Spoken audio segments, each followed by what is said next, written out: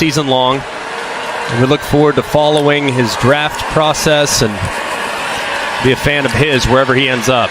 Bubnick to the end zone, and that ball is intercepted by Wesley Walker. Oh my God. I never thought it would happen, but Clemson got absolutely steamrolled by Tennessee, 31-14. Unfortunately, this is one of the few games that I can absolutely not excuse. Clemson had the ball for 36 minutes, 23 seconds, as opposed to Tennessee's 23 minutes and 37 seconds.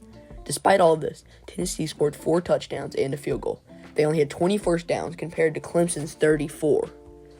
Despite Clemson being able to move the ball, they could not capitalize in the red zone. They would drive the ball deep into Volunteer territory, then go from 3 and out. Once the kicker B.T. Potter would line up for the kick. Potter, who has now scored the most field goals in Clemson history and only missed 3 attempts all season, missed his first 3 attempts. He ended up scoring 2 for 5 attempts. He had the chance to score 15 points for this Tiger offense and only scored 6.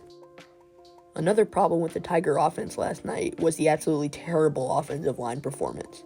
Now, as a Clemson fan, I have to accept that all the days of Clemson being the wide receiver university is gone. Our receivers are not fast. That's why we required the offensive line to hold up long enough for the receivers to develop the play downfield. At the same time, they cannot expect a freshman quarterback in his first start to make the play all on his own. He was constantly forced to attempt plays out of the pocket.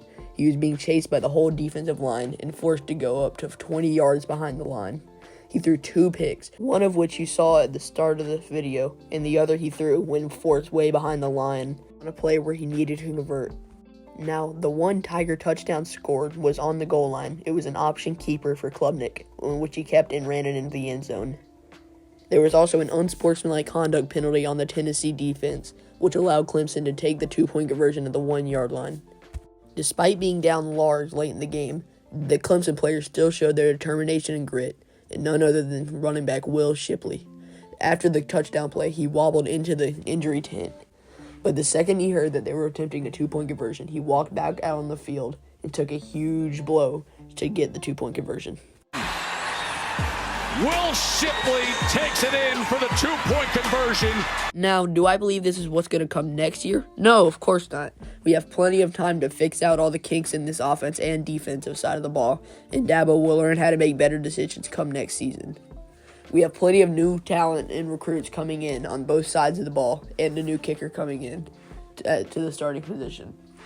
I believe with all the practice we will have in this upcoming months, come fall, in the next college football season, I believe Clemson will be back as one of the championship contenders.